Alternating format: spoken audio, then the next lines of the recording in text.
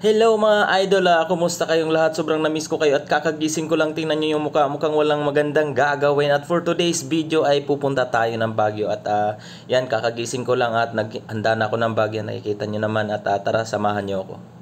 So ayan, andito na po tayo ngayon sa Baguio at andito po ako ngayon sa Burnham Park. Ayan, nasa tapat lang, malapit lang po ito sa SM Baguio. Yan, malapit lang po ito. Malalakad nyo lang po na siguro sa mga 20 minutes andito na kayo at yan, maraming mga swan boat. Ewan ko yun ba yung tawag niya. Yan, pasensya na kayo. At first time ko lang talaga dito gumala at yan, ang ganda ng ano dito, paligid, napaka presko, saka maraming tao. Maganda po dito mga idol ay umaga kayo pupunta kasi ang daming tao at langhap na langhap nyo yung lamig ng panahon at talagang ang sarap ng ano, yan, ang gaganda ng halaman, ang tataba, saka alam niyo yung ang fresh ng hangin, walang pollution, saka ang linis-linis talaga mga idol. Nakikita niyo naman, yan, ang daming tao, saka talagang sobrang ganda, sobrang sulit ng pagod nyo pag pupunta kayo dito sa Baguio. So ayan, may mga nagja-jogging, saka marami nakasakay sa mga rubber boat at yun at yan, ipapasyal ko kayo, papakita ko sa iyo kung anong meron dito at anong mga ginagawa ng mga tao dito. So ayan, may mga nagbo-boxing at nagtatanong ako per oras po yan. Yan. Yan, mag-ikot-ikot lang kayo dito. Saka ayun, talaga napansin ko ang gaganda ng halaman kasi mahilig po ako talaga sa halaman mga idol. Hindi lang ako mahilig sa tinapay kundi pati na sa mga halaman. At yan, pumunta ako dito sa, ewan ko anong tawag nito sa Tagalog. Yan, pagpasensyahan nyo na at medyo iba yung boses ko at yun nga, kakagising ko lang at nag-voice over na rin ako at yan, ang ganda po ng silak ng araw. Yun po yung SMO yung nakatapat sa yung binidyohan ko at yan, nagtataka ako, sabi ko, ano bang purpose nitong lubid? Baka pag may nahulog dito kakapit, charis lang.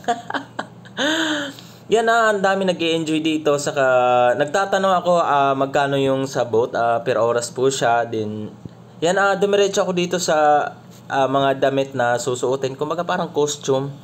At parang curious ako, parang gusto ko siyang subukan. At nagtitingin-tingin lang ako, sabi ko, magkano kaya to? At yan, parang gusto ko siyang suotin. Ito yung mga ano talaga tradisyon ng lumad sa Baguio. Yan po talaga yung mga sinusuot nila. Yan yung mga suot na mga kanunuan ng taga Baguio. At yan, may sibat pa. Oh. Yan, parang gusto ko siyang subukan. At yan, nandun na si Kuya. Si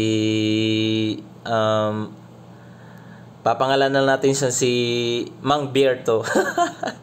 Yan, shout out sa iyo Kuya. At ayan na po si Ma'am, yung asawa ni Kuya. At ayan, nag-usap po sila at lumapit kasi ako, napakamaritis ko kasi. At yan, sabi ko, ate, magkano po ba yung bayad pagka nagsuot niyan? Sabi niya, ano ba yan, video? Sabi ko, hindi ate, ano lang to, charis lang. Kaya ayun, sabi ni ate, 75 pesos lang at may ganito ka ng picture.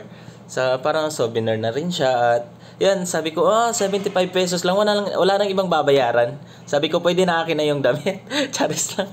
Sabi ni ate, di pwede. Kaya ayan at sinubukan ko. Sabi ko, sige ate, mag-aano ako. At sabi niya, wait lang kasi may nag-ano pa. Wala pa tayong photographer.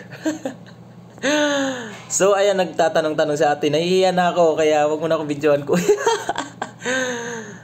So ayan, yan, magsusuot na ako dyan at so ayan, dumiretso nga ako dito sa may mga bisikleta kasi parang sabi ko, lang ganda doon, ang dami mga bata at saka may mga matatanda rin yan naglalaro. Sabi ko, parang ang ganda dito.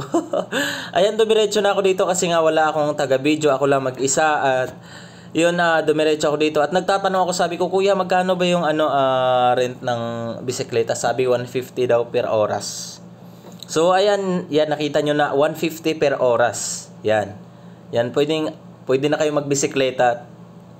Yun, at napaka-safety dito kasi may mga bantay. Yan, ang ganda dito, basta napaka-sariwa talaga. Yan, ang dami talagang magagandang tanawin at ayan, nandito po sila sir. Yan, ang gagwapo po ng mga pulis natin dito sa Baguio. So ayan, dito ako naglibot at yan, yan, maraming pong, bali dalawang area po itong mga bisikleta. Yan.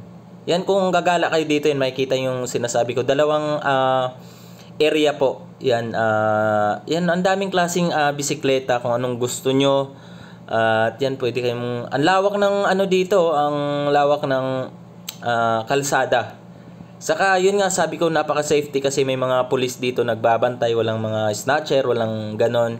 Pero mag-ingat pa rin tayo palagi.